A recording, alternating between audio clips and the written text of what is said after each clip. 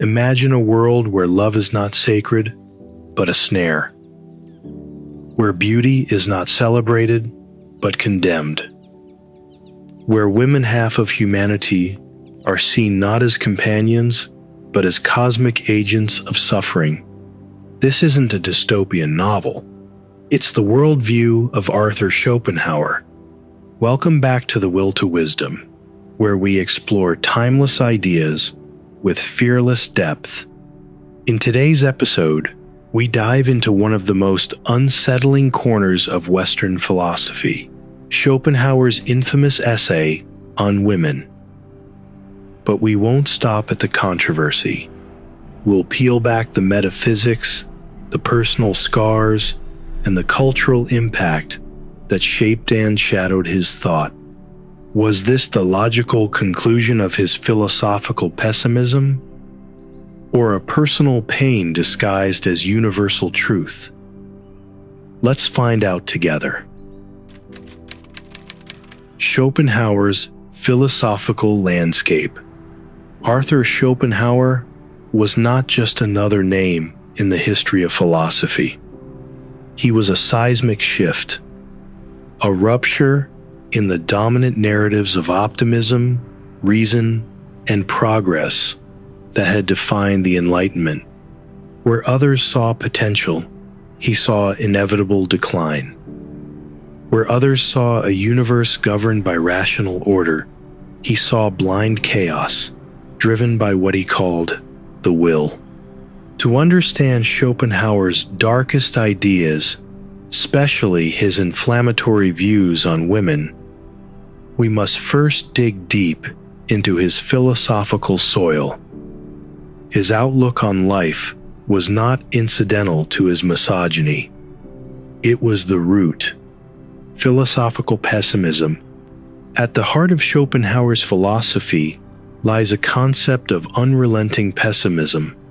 He believed that human existence is fundamentally marked by suffering, not because of poor governance, moral failing, or lack of education, but because suffering is the core structure of being. According to him, life itself is a cosmic error, a cruel joke played by nature. But what drives this suffering? Schopenhauer called it the will, not as in free will or intention, but a primal, non-rational force that animates all of nature. Everything from the blooming of flowers to human desires stems from this blind striving. The will is ceaseless, unsatisfiable, and relentless. We desire, we chase, we attain, and then we are bored. The cycle starts again. This is not just a psychological claim, it's metaphysical. Schopenhauer believed this will to live binds all beings into a web of eternal dissatisfaction. As long as you live, you crave. And as long as you crave, you suffer. Contrasts with Enlightenment thinkers. This worldview stood in direct opposition to the optimistic rationalism of thinkers like Kant, Hegel, and Voltaire. They celebrated the potential of human reason, progress, and ethical evolution. Schopenhauer rejected all of this. To him, progress was illusion. Reason was a thin veneer. Civilization itself was just a mask for our base instincts. If the Enlightenment gave birth to the belief in human perfectibility, Schopenhauer was the corrective thunderstorm. He argued that no amount of moral education or technological advancement could override the fundamental misery embedded in existence itself. The role of the will in gender. This is where things start to get especially relevant to his views on women. Schopenhauer didn't see gender relations as a social or political problem. For him, they were metaphysical. Women, he argued, are the primary agents through which the will perpetuates itself. In this light, reproduction is not just biology, it's bondage. Love, attraction, and even beauty are seen as traps set by the will. These traps ensure that we continue the cycle of suffering by creating new life. And who, according to Schopenhauer, holds the key to this trap? Women. He viewed the female body as nature's bait. The softness, the allure, the tenderness, these were not virtues, but evolutionary tactics. In his mind, women were not equal partners in life, but incarnations of the will's most cunning deception, the promise of love and happiness. The essay On Women, Content and Context. In 1851, Schopenhauer published a short essay titled On Women, and it remains one of the most disturbing texts ever penned by a major philosopher. But its content becomes more understandable, though not excusable, when we remember his metaphysical backdrop. Summary of key points. In the essay, Schopenhauer paints women as intellectually inferior, emotionally shallow, and morally suspect. He claims they are driven more by instinct than reason, and are suited primarily for domesticity and child rearing. He doesn't merely argue that men and women are different. The claims women are categorically lesser. Women, he wrote, are less capable of abstract thought, more prone to deceit, and fundamentally vain. Their beauty, he suggests, is a short-term lure to ensure procreation, not a sign of deeper worth. Once their reproductive role ends, their value, in his view, diminishes. Historical context. It's important to note that Schopenhauer wasn't alone in holding regressive views about women. 19th century Europe was still deeply patriarchal, and many intellectuals justified female subjugation through science, religion, and philosophy. But even in this context, Schopenhauer's hostility stands out. While others cloaked their bias in paternalistic languages, speaking of women as the fairer sex or angels of the hearth, Schopenhauer dispensed with pleasantries. He didn't pretend to idealize women, he scorned them. Controversial assertions. Among his most infamous claims, that women are naturally inclined to lie, that they lack a sense of justice, and that their only real concern is securing a provider.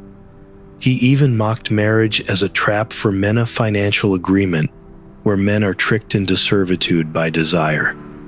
These aren't just impolite statements, they're declarations that have had long-lasting cultural and intellectual ripples. What makes them especially dangerous is Schopenhauer's tone of certainty. He doesn't ask questions, he makes pronouncements. Personal influences and psychological underpinnings. Now we pivot from the abstract to the personal. Philosophical ideas don't float in a vacuum. They're birthed in real lives by people with real wounds. Relationship with his mother. Schopenhauer's mother, Johanna Schopenhauer, was a successful writer and socialite. She hosted salons, mingled with the intellectual elite, and enjoyed public admiration. To young Arthur, she represented everything he loathed: superficiality, performative charm, and emotional distance. Their relationship was icy, punctuated by bitterness and conflict. Arthur accused her of abandoning her maternal duties in pursuit of fame. She called him arrogant and unloving. He moved out young and never reconciled. This fraught relationship clearly colored his views. It's hard not to see the seeds of his contempt for women as being planted in the soil of maternal disappointment. Johanna wasn't just his mother, she became, in his philosophy, the prototype of feminine failure. Failed romantic endeavors. Schopenhauer never married. He had relationships, but none of them lasted or brought satisfaction. He often referred to love as a kind of delusion, a trick played by nature to ensure reproduction. But one could also argue this was a form of emotional armor. If you can't connect, you declare connection meaningless. His experiences with women seemed to reinforce his metaphysical cynicism. He didn't simply distrust love, he pathologized it. And instead of processing his disappointments through introspection, he universalized them into doctrine, projection of personal pain. When we read on women, we are not just encountering a philosophical essay. We are witnessing a man projecting his personal wounds onto an entire gender. His ideas weren't simply intellectual, they were defensive, even vengeful. This turns his philosophy into something resembling psychological projection. By attacking women as agents of deception and desire, he externalized his own vulnerabilities. Rather than acknowledge pain, he elevated it into cosmic law. Philosophical critique and counterarguments. Logical inconsistencies. For a man who built an entire metaphysics on the unreliability of desire and the deceptive nature of the will, Schopenhauer's essay on women strangely singles them out as particularly blameworthy. But if we all men and women alike here puppets of the will, why should women be uniquely condemned? His claims rest on generalizations unsupported by empirical data, and they contradict his own theory. If human behavior is governed by irrational will, then why hold women morally accountable for embodying that very impulse? Counter-philosophies. Many later philosophers critiqued Schopenhauer. Existentialists like Jean-Paul Sartre and Simone de Beauvoir would argue that individuals create meaning rather than being enslaved by some blind cosmic drive.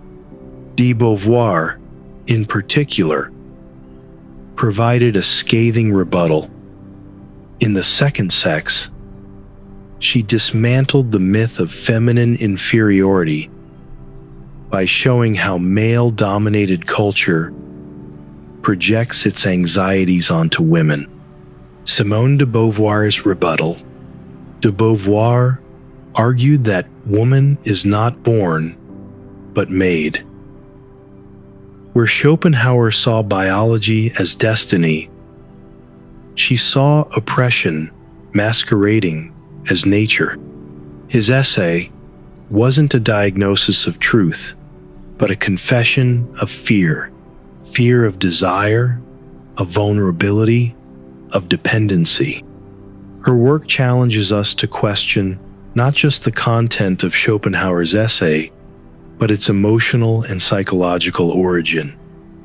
Was he describing reality or protecting himself from it? Modern interpretations and relevance. Schopenhauer may have died in the 19th century, but his shadow stretches deep into the present. His ideas have become reference points, sometimes revered, often reviled across disciplines, from gender studies to psychology to modern philosophy. Understanding his ongoing relevance requires us to examine how his thinking has been received, reinterpreted, and weaponized in our own time. Contemporary feminist analysis. Today's feminist philosophers don't merely reject Schopenhauer, they interrogate him. His work serves as a cautionary text, a case study in how personal wounds can masquerade as metaphysical truths. Writers like Judith Butler and Bell Hooks have critiqued not only the substance of misogynistic thought, but the psychological mechanisms behind it. For many critics, Schopenhauer's essay doesn't reveal the nature of women, it reveals the emotional architecture of male insecurity. When desire is framed as enslavement and the desired is demonized, we're no longer in the realm of objective analysis. We're in the terrain of fear disguised as logic. Philosophy versus personal bias. One of the enduring questions Schopenhauer forces us to confront is this: can we separate a philosopher's intellectual contributions from their personal biases? It's a difficult line to walk. On one hand, Schopenhauer offered powerful insights into suffering, desire, and the delusions of human striving. His metaphysical pessimism opened philosophical doors that thinkers like Nietzsche and Freud would later stride through. But on the other hand, his views on women cast a long, troubling shadow. Should we discard his ideas entirely because of this? Or should we learn to hold complexity, to appreciate his brilliance while rejecting his prejudice? Lessons for today's society. Perhaps the most urgent relevance of Schopenhauer's essay lies in its cautionary power. It teaches us how easily personal pain can harden into doctrine, how emotional wounds, left unexamined, can morph into systems of belief that hurt others. In a time when online discourse often amplifies resentment, Schopenhauer's legacy is a warning. The impulse to turn bitterness into ideology is not just his story, it's a human temptation. Engaging stories and real-life examples.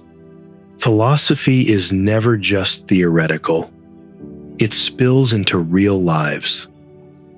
Let's look at stories that challenge Schopenhauer's views and show the human capacity to rise above resentment.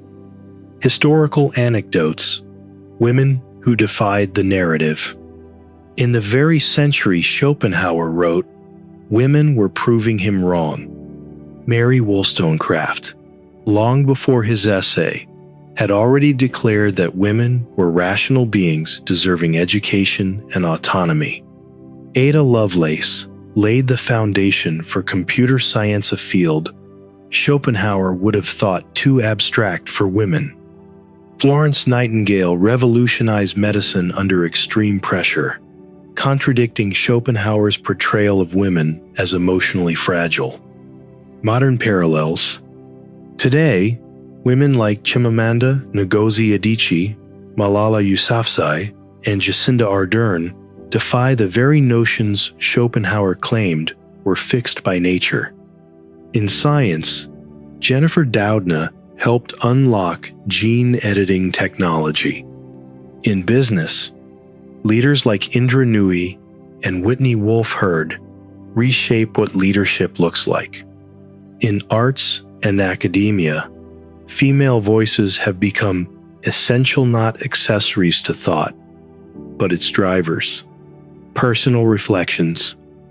I once met a philosophy studenta woman who said reading Schopenhauer nearly drove her out of the field. She felt dismissed, erased. But instead of walking away, she turned that discomfort into inquiry. Her thesis dissected how wounded intellects often create dangerous universals. She reminded me that philosophy isn't about agreeing, it's about engaging. Closing, thoughtful, plus subtle, call to action. If today's journey challenged your assumptions or spark new questions, that's philosophy doing its job. Schopenhauer's views are harsh, but understanding them helps us sharpen our own thinking and values. If you found this exploration insightful, help us grow this space of thoughtful dialogue by giving the video a like, sharing your reflections in the comments, and subscribing to The Will to Wisdom for more fearless philosophical explorations. Conclusion. Navigating the intersection of genius and prejudice, Schopenhauer challenges us. He forces us to hold complexity. Can brilliance coexist with deep bias? Can a mind that saw through illusion also be trapped by its own? And how do we respond by rejecting, ignoring, or wrestling with the contradiction? His essay, On Women, teaches us nothing reliable about women, but everything about what happens when despair is left unexamined. His failure was not just in being wrong, it was in turning his wounds into gospel. We don't study Schopenhauer to excuse him. We study him to understand how pain, left unchecked, can become philosophy without compassion. And that's a lesson worth learning, not just from the past, but for the future we're still shaping.